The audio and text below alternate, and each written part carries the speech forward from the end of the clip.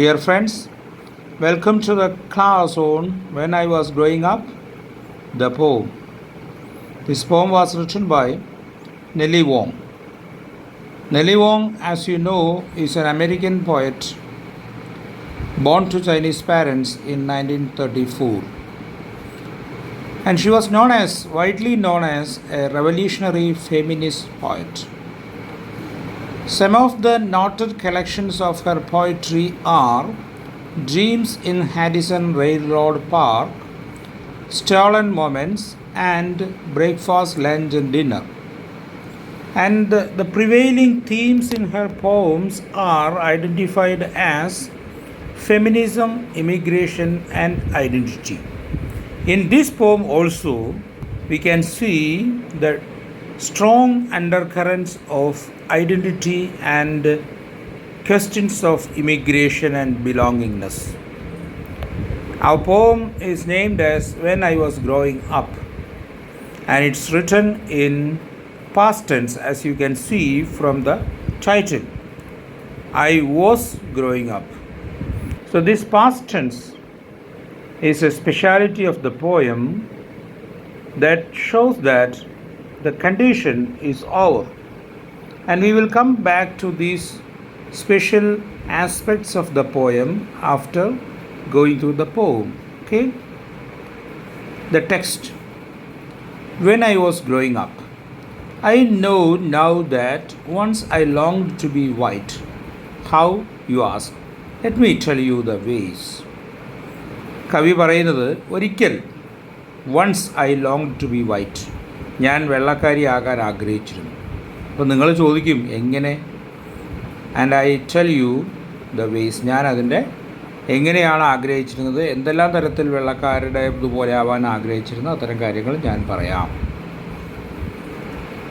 When I was growing up, people told me I was dark, and I believed my own darkness in the mirror, in my soul, my own narrow vision.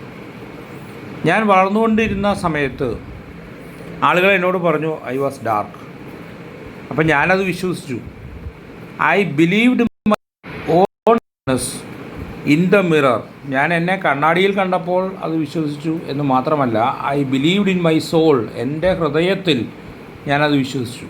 എൻ്റെ vision, കാഴ്ചപ്പാടിൽ, narrow vision, അന്നത് ഒരു ഇടുങ്ങിയ കാഴ്ചപ്പാടാണെങ്കിലും ആ കാഴ്ചപ്പാടിലും ഞാനത് വിശ്വസിച്ചു. ഞാനും സ്വയം വിചാരിച്ചു ഞാൻ ഡാർക്കാണ്. When I was growing up, my sisters with fair skin got praised for their beauty, and I fell further, crushed between high walls. ഞാൻ വളർന്നുകൊണ്ടിരിക്കുന്ന സമയത്ത് എൻ്റെ സഹോദരിമാർ നല്ല വെളുത്ത തൊലിയുള്ളവരായിരുന്നു. അതുകൊണ്ട് തന്നെ അവരുടെ ഭംഗിയെക്കുറിച്ച് ആളുകൾ പുകഴ്ത്തി, ഗോഡ് പ്രൈസ്ഡ്. അപ്പോൾ ഞാൻ കൂടുതൽ അപമാനിതയായി, ദുഃഖിതയായി. ഐ ഫെൽ ഫർദർ എന്ന് പറയുന്നത് അതുകൊണ്ടാണ്. Crushed between high walls. ഇവിടെ ഉയർന്ന ചുമരുകൾ എന്ന് പറയുന്നത് ഇടുങ്ങിയ നിറത്തിൻ്റെ അടിസ്ഥാനത്തിൽ ഭംഗിയും ആളുകളുടെ സ്വഭാവവും തീരുമാനിക്കുന്ന ഇടുങ്ങിയ ചിന്താഗതിയുടെ ചുമരുകളെയാണ് ഹൈ വാൾസ് എന്ന് പറയുന്നത്. When I was growing up, I read magazines and saw movies. Blonde movie stars, white skin, sensuous lips, and to be loved, to become a woman, a desirable woman, I began to wear imaginary pale skin. When I was growing up, I read magazines and saw movies. Blonde movie stars, white skin, sensuous lips. ഞാൻ വളർന്നുകൊണ്ടിരിക്കുമ്പോൾ ഞാൻ മാഗസിനുകൾ വായിച്ചു, കണ്ടു. അതിൽ കാണുന്നത് നല്ല സുന്ദരികളായ വെളുത്ത തൊലിയും blonde തലമുടിയുമുള്ള movie സ്റ്റാറുകളെയാണ്. അപ്പോൾ അതാണ് സൗന്ദര്യത്തിൻ്റെ മാനദണ്ഡം എന്ന് ഞാൻ വിശ്വസിച്ചു. സെൻസുവസ് ലിപ്സ്, ചുണ്ടുകൾ, വളരെ ഇന്ദ്രിയ അഭിലാഷങ്ങൾ തുടിക്കുന്ന ചുണ്ടുകൾ, ഇതെല്ലാം കണ്ടപ്പോൾ ഇതാണ് സൗന്ദര്യത്തിൻ്റെ മാനദണ്ഡം എന്ന് ഞാൻ വിശ്വസിച്ചു പോയി. And to become a woman, ഇതുപോലെ ഒരു സ്ത്രീ ആവാൻ. എ ഡിസൈറബിൾ വുമൺ, മറ്റുള്ളവർ ആഗ്രഹിക്കുന്ന സ്ത്രീ ആകാൻ. ടു ബി എലവേറ്റഡ്, ഉയർത്തി വിടാൻ, അല്ലെങ്കിൽ ആ രീതിയിലേക്ക് ഉയർന്നു പോകാൻ. I began to wear imaginary pale skin, എനിക്ക് എന്ത് വേണം? പെയിൽ സ്കിൻ വേണം. ഫെയർ സ്കിൻ എന്നുള്ള അർത്ഥത്തിൽ തന്നെയാണ് പെയിൽ സ്കിൻ. പെയിൽ എന്ന് പറഞ്ഞാൽ വിളറിയ എന്നാണ്. പക്ഷേ ഈ സ്കിൻ ഞാൻ ധരിക്കാൻ തുടങ്ങി. അതൊരു ഇമാജിനറി സ്കിന്നാണ്. സത്യത്തിൽ എനിക്ക് അത്തരത്തിലുള്ള സ്കിന്നില്ല. അപ്പോൾ അത്തരത്തിലുള്ള സൗന്ദര്യത്തിൻ്റെ പൊതുമാനദണ്ഡങ്ങൾ കണ്ടുകൊണ്ട് ഞാൻ ഇത്തരത്തിലുള്ള തൊലി എനിക്കുണ്ട് എന്ന് ധരിക്കാൻ തുടങ്ങി എന്ന അർത്ഥത്തിലാണ് I began to wear imaginary pale skin എന്ന് പറയുന്നത്. When I was growing up, I was proud of my English, my grammar, my spelling, fitting into the group of smart children, smart Chinese children, fitting in, belonging, getting in line. So even though she was very dark compared to the American girls, she was proud of her English. She is living in an English country. അവിടെ തൻ്റെ ഭാഷ, തൻ്റെ grammar, spelling എല്ലാം നല്ല രീതിയിൽ അറിയാവുന്ന കുട്ടിയായിരുന്നു. I was proud. അവർക്ക് അതിനെപ്പറ്റി അഭിമാനമുണ്ടായിരുന്നു. അതുകൊണ്ട് തന്നെ സ്മാർട്ട് ചിൽഡ്രൻ ആയിട്ടുള്ള ആളുകളുടെ ഗ്രൂപ്പിലായിരുന്നു ഈ കുട്ടിക്ക് സ്ഥാനം. Smart Chinese children. Chinese immigrants എന്ന് പറഞ്ഞാൽ ചൈനയിൽ നിന്ന് വന്ന് താമസിക്കുന്ന, അമേരിക്കയിൽ വന്ന് താമസിക്കുന്ന ആളുകളുടെ മക്കൾ. അവരുടെ ഇടയിൽ തന്നെ നല്ല രീതിയിൽ ഇംഗ്ലീഷ് അറിയുന്ന, അമേരിക്കക്കാരെ പോലെ തന്നെ ഇംഗ്ലീഷ് അറിയുന്ന ഒരു കുട്ടി എന്ന രീതിയിൽ എനിക്ക് നല്ല സ്ഥാനമുണ്ടായിരുന്നു. ഞാൻ അതിനെപ്പറ്റി സ്വയം അഭിമാനിച്ചിരുന്നു. And I felt belonging. ഞാൻ ഒരു ഗ്രൂപ്പിൽപ്പെട്ടതാണ്, എനിക്ക് ഇംഗ്ലീഷ് അറിയാം, ഞാൻ ഈ ഗ്രൂപ്പിൽപ്പെട്ടതാണ് എന്ന ഒരു ബിലോങ്ങിങ്നെസ്, ഒരു തോന്നൽ, ഞാൻ ഇവിടെയൊക്കെ ഉള്ള ആളാണെന്നുള്ളൊരു തോന്നൽ എനിക്ക് വളർന്നു വരുമ്പോൾ ഉണ്ടായിരുന്നു.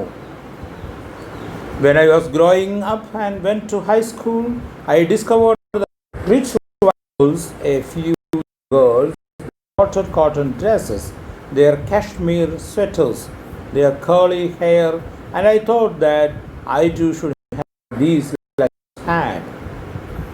പക്ഷേ ഹൈസ്കൂളിലേക്ക് ചെന്നപ്പോൾ അവിടെ എന്താണ് കണ്ടത്?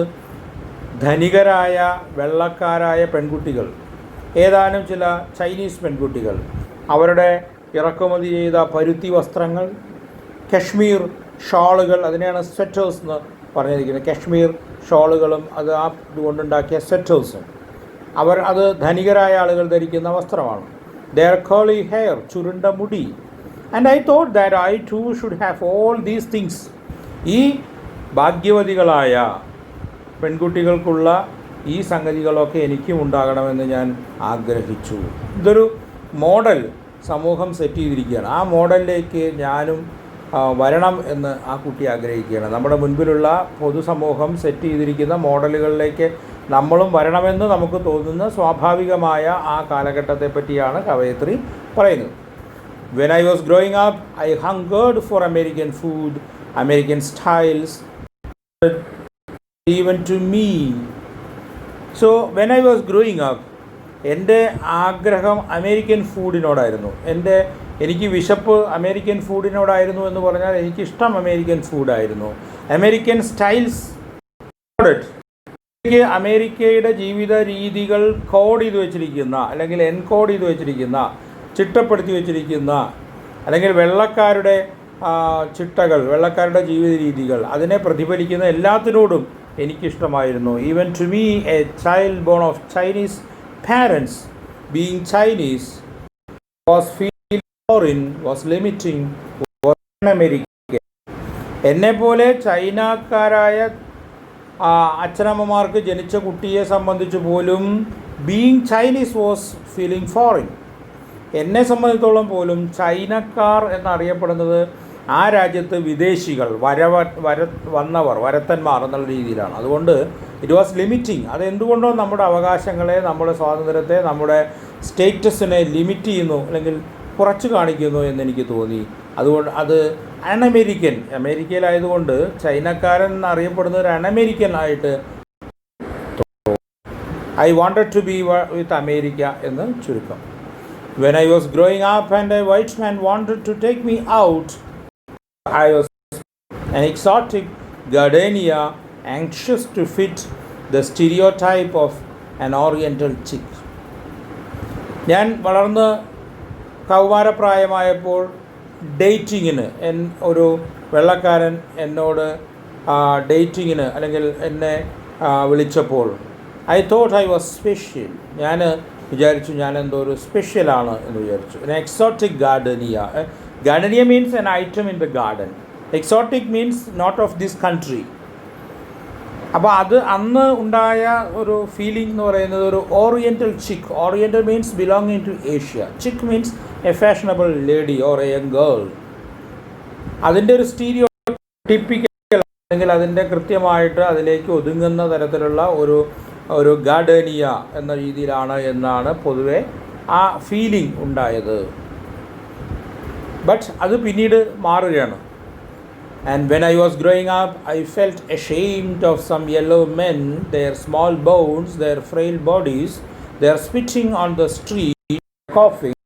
They are lying in sunless rooms, shooting themselves in arms.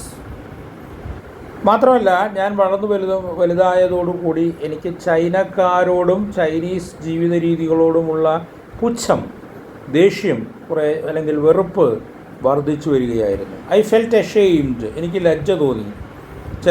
ചില ചൈനക്കാരെ, yellow men means China, yellow ചൈനക്കാരെ കളിയാക്കി പറയുന്ന വാക്കാണ്.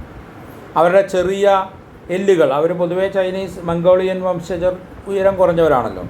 ദെയർ ഫ്രെയിൽ ബോഡീസ്, വണ്ണം കുറഞ്ഞ് മെലിഞ്ഞ ആളുകളാണ്. അതാണ് ഫ്രെയിൽ എന്ന് പറയുന്നത്. ഫ്രെയിൽ എന്ന് പറഞ്ഞാൽ മെലിഞ്ഞ, വളരെ ദുർബലമായ. They're spitting on the street, കോഫിങ്. ഇതൊക്കെ ങ്ങളിൽ ഇല്ലാത്ത അല്ലെങ്കിൽ അപരിഷ്കൃതമെന്ന് കണക്കാക്കപ്പെടുന്ന സ്വഭാവമാണ്. തെരുവുകളിൽ തുപ്പുക അല്ലെങ്കിൽ പരസ്യമായിട്ട് ചുമയ്ക്കുക എന്നുള്ളതൊക്കെ. മാത്രമല്ല, അവരുടെ ജീവിത രീതിയും ചെറിയ ചെറിയ സൺലെസ് റൂംസ്, ഇടുങ്ങിയ ഇരുട്ട് പിടിച്ച മുറികളിലാണ് അവർ ജീവിച്ചിരുന്നത്. Shooting themselves in the arms means may be taking drugs ആയിരിക്കാം. അവിടെ സൂചിപ്പിച്ചിരിക്കുന്നത് മയക്കുമരുന്നുകൾ കുത്തിവയ്ക്കുന്ന സ്വഭാവത്തെ പറ്റിയിട്ടാണ്. When I was growing up, people would ask if I were Filipino, Polynesian, Portuguese. They named all colors except white, of my but not my rough dark skin. ഞാൻ വളർന്നു വരുമ്പോൾ എന്നോട് ആളുകൾ ചോദിക്കുമായിരുന്നു, are you A Filipino? നിങ്ങൾ ഫിലിപ്പീൻസിൽ നിന്നാണോ? നിങ്ങൾ പോളിനേഷ്യയിൽ നിന്നാണോ? നിങ്ങൾ പോർച്ചുഗലിൽ നിന്നാണോ എന്നൊക്കെ ചോദിക്കുമായിരുന്നു. അത് ഈ കുട്ടിക്ക് കുറച്ച് വിഷമം ഉണ്ടാക്കുന്നു എന്നാണ് നമുക്കിവിടെ കാണേണ്ടത്. കാരണം ആ കുട്ടിക്ക് അമേരിക്ക എന്ന രാജ്യത്ത് അമേരിക്കൻ ആയി അറിയപ്പെടാനാണ് ആഗ്രഹം. പക്ഷേ അവർ ഒരിക്കലും അമേരിക്കൻ ആണ് എന്ന് കരുതപ്പെടുന്നില്ല എന്നുള്ളതാണ് ആ കുട്ടിയുടെ വിഷമം. They named all colours except white. വെള്ള എന്ന് മാത്രം അവർ ചോദിക്കില്ല, ബാക്കി എല്ലാം ചോദിക്കും. That means they know. ഈ കുട്ടിയുടെ വിഷമം അവർക്ക് അറിയാം എന്നുള്ളതാണ്. ആ വൈറ്റ് എന്ന് പറഞ്ഞാൽ എന്താ? The shell of my soul. എൻ്റെ ഹൃദയത്തിൻ്റെ ആ കവചം വെള്ളയാണെന്ന് വെച്ചാൽ ഈ കുട്ടി എല്ലാ വിധത്തിലും എല്ലാ തീവ്രതയോടും കൂടി ആഗ്രഹിക്കുന്നത് ഒരു വെള്ളക്കാരിയാകണമെന്നാണ്. But not my rough dark skin. White എന്ന് പറഞ്ഞാൽ it's not the shell of my skin. Skin is rough dark skin. White is the of my soul എന്ന് പറഞ്ഞാൽ എത്രമാത്രം വെള്ള നിറമുള്ളവളായി മാറാൻ അല്ലെങ്കിൽ ഫെയർ സ്കിൻഡായി മാറാൻ ഈ കുട്ടി ആഗ്രഹിക്കുന്നു എന്നതിൻ്റെ ഒരു പ്രകടിതമായ വാക്കാണ് അത് ഉദ്ദേശിക്കുന്നത്. When I was growing up, I felt dirty. I thought that God made white people clean, and no matter how much I bathed, I could not change. I could not shed my skin in the grey water. When I was growing up, I felt dirty. ഞാൻ വളർന്നു വരുമ്പോൾ എനിക്ക് ഉണ്ടായിരുന്ന ഒരു പ്രധാനപ്പെട്ട feeling ഞാൻ വൃത്തിയില്ലാത്തവളാണെന്നാണ്. അപ്പോൾ എനിക്ക് തോന്നിയത് God made white people clean. ആളുകളെ ദൈവം വെള്ളക്കാരെ നല്ല വൃത്തിയുള്ളവരായിട്ടാണ് ഉണ്ടാക്കിയിരിക്കുന്നത് എന്ന് എനിക്ക് തോന്നി. ഗോഡ് എന്നുള്ളത് ക്യാപിറ്റൽ ലെറ്റർ അല്ല, നോക്കണം. നൗ ഷീ ഈസ് സ്മോൾ ലെറ്ററാണ്. അതിൻ്റെ അർത്ഥം ഇപ്പോൾ മതപരമായ അല്ലെങ്കിൽ ദൈവപരമായിട്ടുള്ള വിശ്വാസങ്ങൾ ആ കുട്ടിക്ക് ഇല്ല എന്നുള്ളതിൻ്റെ ഒരു സൂചനയായിട്ട് വേണമെങ്കിൽ അതിനെ എടുക്കാം. എന്തായാലും ഞാൻ എത്ര ബേത്ത് ചെയ്താലും എത്ര കുളിച്ചാലും ഐ കുഡ് നോട്ട് ചേഞ്ച്.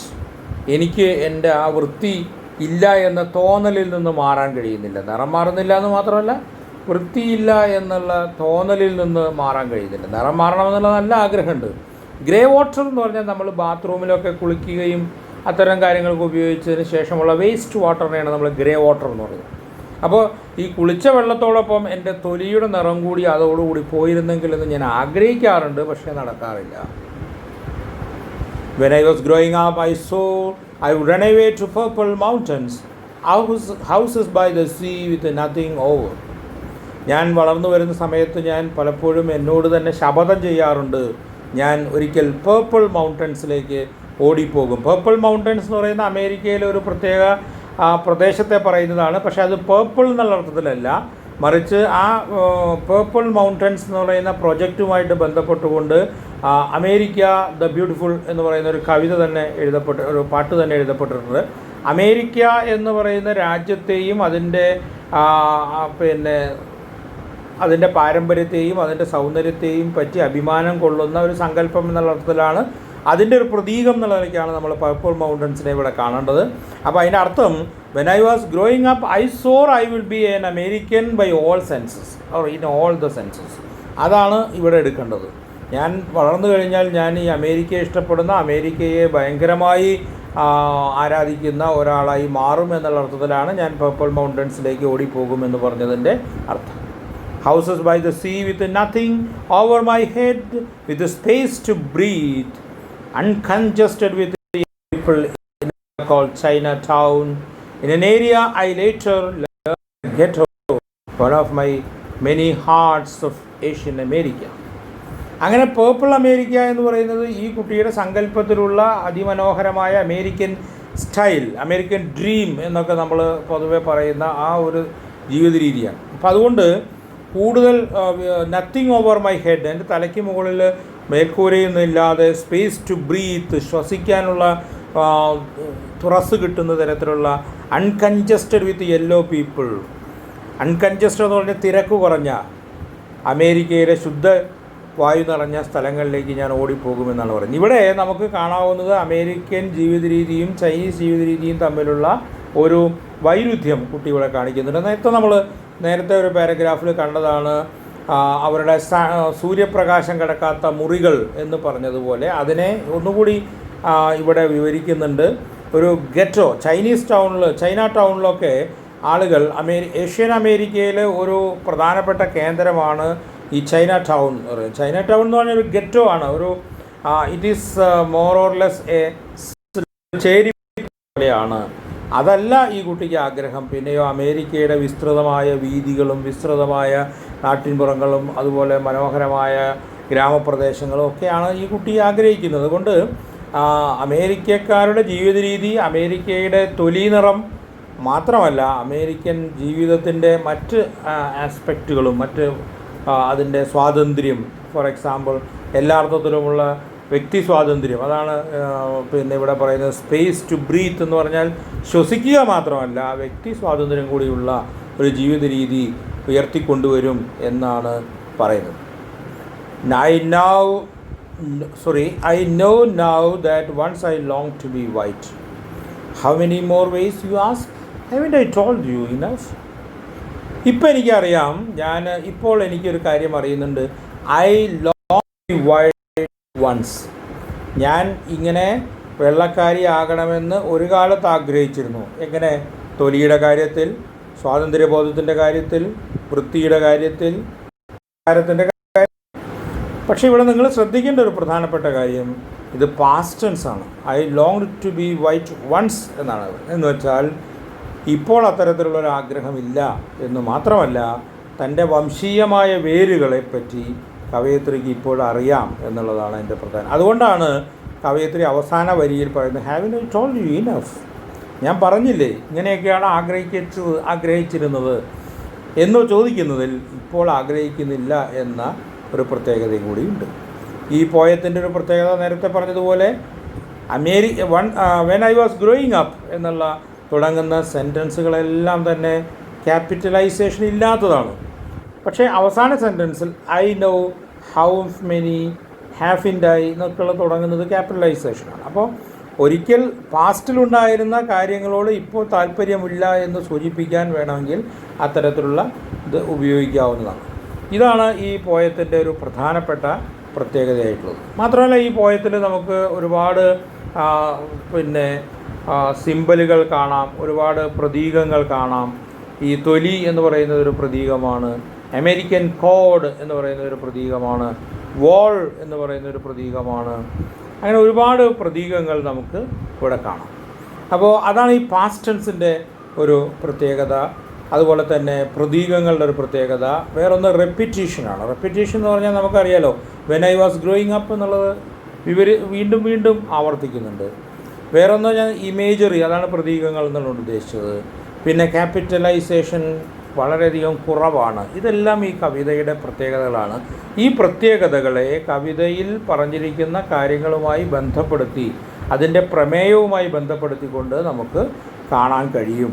പ്രമേയവുമായി ബന്ധപ്പെടുത്തിക്കൊണ്ടെന്ന് പറഞ്ഞാൽ ഒരു കാലത്ത് ഉണ്ടായിരുന്ന, വളർന്നു വരുന്ന കാലത്തുണ്ടായിരുന്ന ആ ഒരു ഐഡൻറ്റിറ്റി ക്രൈസിസ് താൻ ഈ ഡയസ്പോറ അല്ലെങ്കിൽ ഇമിഗ്രൻ്റ് ആയിട്ടുള്ള ആളുകൾക്ക് എല്ലാവർക്കും ഉണ്ടാകുന്നതാണ്. താൻ തൻ്റെ സംസ്കാരം ഏതാണ്, താൻ പുറപ്പെട്ടു പോകുന്ന രാജ്യത്തെയാണോ, ജീവിക്കുന്ന രാജ്യത്തെയാണോ, എവിടെയാണ് തൻ്റെ വേരുകൾ എന്നതിനെ സംബന്ധിച്ച ആശങ്കകളും അതിൻ്റെ ഭാഗമായിട്ടുണ്ടാകുന്ന പ്രശ്നങ്ങളും ആണ് ഇത്തരത്തിലുള്ള ക്രൈസിസിലേക്ക് വരുന്നത്. പക്ഷേ ഇപ്പോൾ വളർന്നു വരുമ്പോൾ ഒരു റവല്യൂഷണറി ഫെമിനിസ്റ്റ് പോയറ്റ് ആയിട്ടുള്ള നെല്ലി വോങ് ഇപ്പോൾ ആശയക്കുഴപ്പങ്ങളില്ല എന്ന് തന്നെയാണ് അവസാന ഭാഗം സൂചിപ്പിക്കുന്നത്. ഓക്കെ, നന്ദി.